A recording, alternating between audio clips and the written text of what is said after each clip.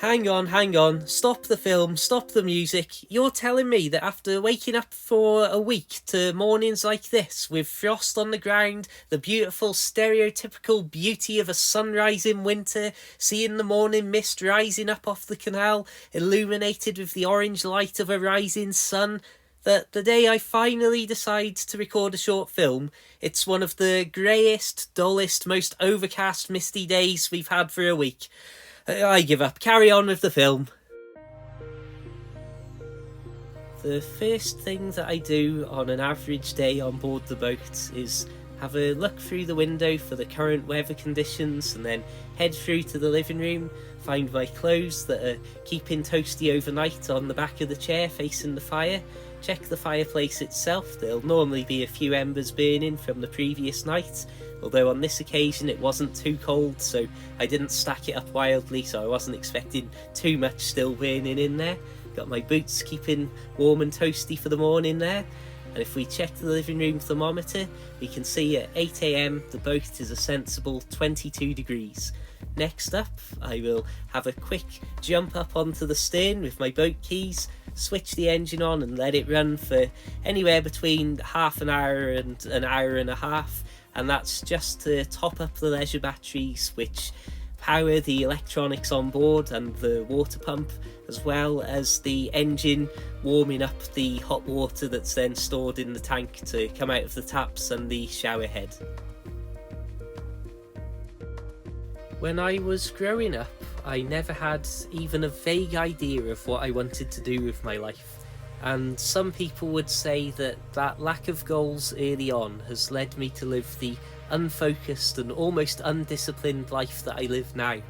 I've got no central pillar to base my life around. I work part-time in a shop, I do a bit of YouTube, I've written a few books, and I buy and sell cryptocurrency and stocks and shares, but no central theme that is the basis to live my life around.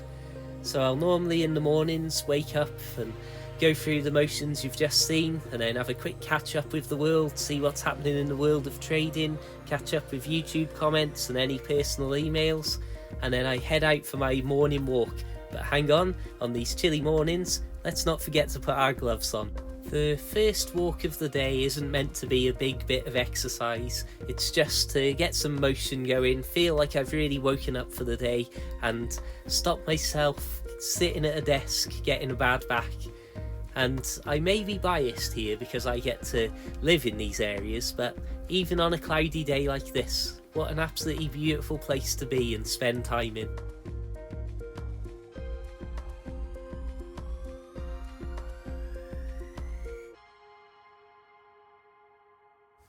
During the morning hours, while you're fresh, alert and ready to face the day, I like to try and get as much useful stuff done as possible, whether that's writing, working on videos, planning future projects, research for investments, or just odd jobs on the boat.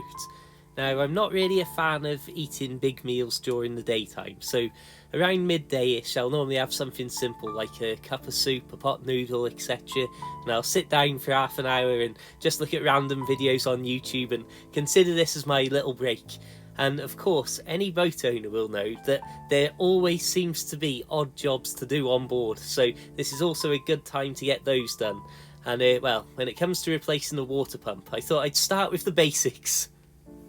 During the early afternoon, I will normally go out for a longer walk, and very often I try and put some sort of purpose into this. So today, for example, I'm heading up to the local village, St Martin's, just to get a few supplies, and this is a walk that I have done for at least the last 8 years, dozens and dozens of times, since I first moored up in this exact spot with my first narrowboat Tilly way back in 2012.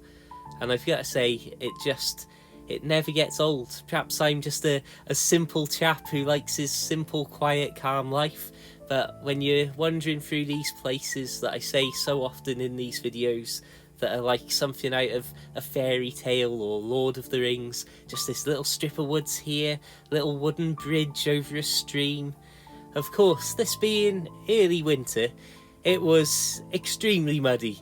And I will admit that it caught me off guard just how muddy it was on this particular trip, so I did slightly alter my route so that I took a less muddy option than clambering up over these fields.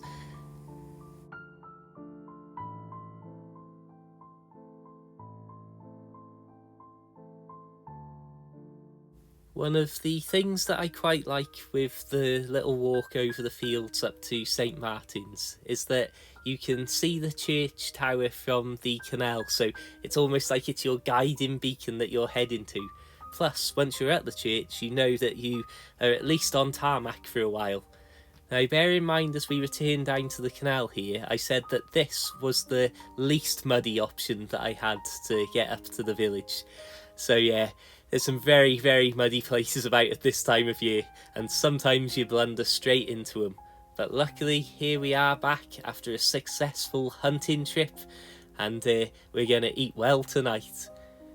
One of the side effects of living and walking and spending so much time in an area like this is that I have ended up with an unbelievable collection of photographs that weren't taken through any personal skill or ability, but simply for being in the right place at the right time with this incredible environment as a backdrop. This sunrise photo is possibly my favourite photo I've ever taken, and it really puts into perspective just how lucky I am to get this not entirely unique but certainly unusual and uncommon perspective on the countryside, that I get to move around and live out here and see it 24/7 every season, every time of day, and it's just a beautiful environment to be in. And when I even look back at some of my old photos from my first boat before mobile phone cameras were as good as they are now, you can still see just how beautiful the environment is, and there's an element to it that I feel it's almost like these pictures, minus some details like the cars in this one, could have been taken 100 years ago or even longer ago than that, and not much would have changed in the environment.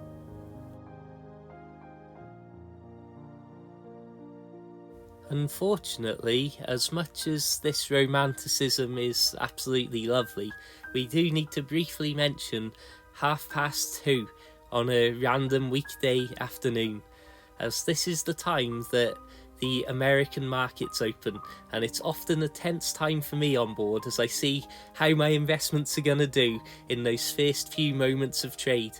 Sometimes everything works out fine, and sometimes, well, you can imagine it's the opposite scenario, but that's the risk you take. You play with fire, and sometimes you do get burnt, but sometimes you get to light your fire and settle in for a lovely evening on board.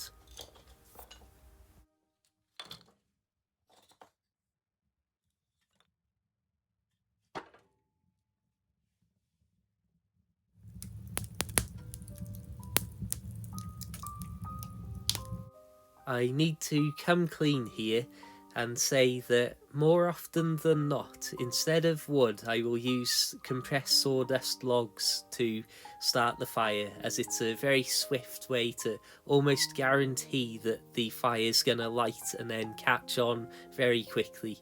And as much as I love having the crackle of a proper wooden fire going and then piling the coal onto that, in the middle of the night, if you wake up and it's freezing cold and the fire's gone out, there's nothing quite like having that certainty of knowing you can just light the packet of a compressed sawdust log and very soon have a roaring fire.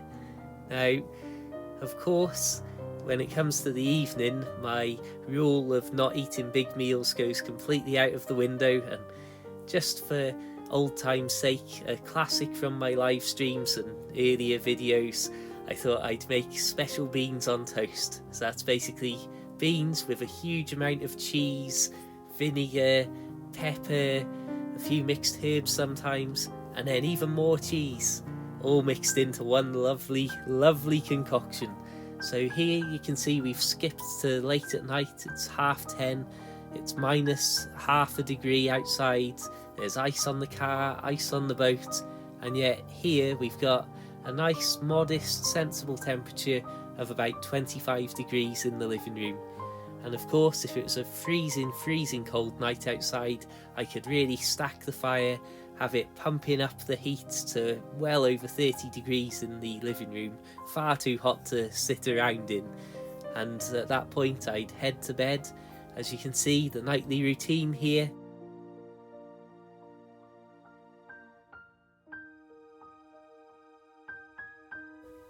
So as I head to bed, I'll normally read for a while on my Kindle and then watch a few relaxing videos on YouTube. I'll often leave those playing in the background as I fall asleep, and if all goes to plan, I'll be well away and lights out well before midnight. There's something incredibly pleasant about lying down in a perfectly peaceful canal environment with only the sounds of nature outside and maybe a little rumble of the air being sucked into the fire, and you can often feel the heat just coming down, radiating from the living room to the bedroom. The following day could be a work day, in which case it'll be completely different. It could be a day where I'm visiting friends or family, or they're visiting me, or it could be a day that I'm moving the boat, which fetches its own fun and games. Or it could be another day just like the one you've just seen.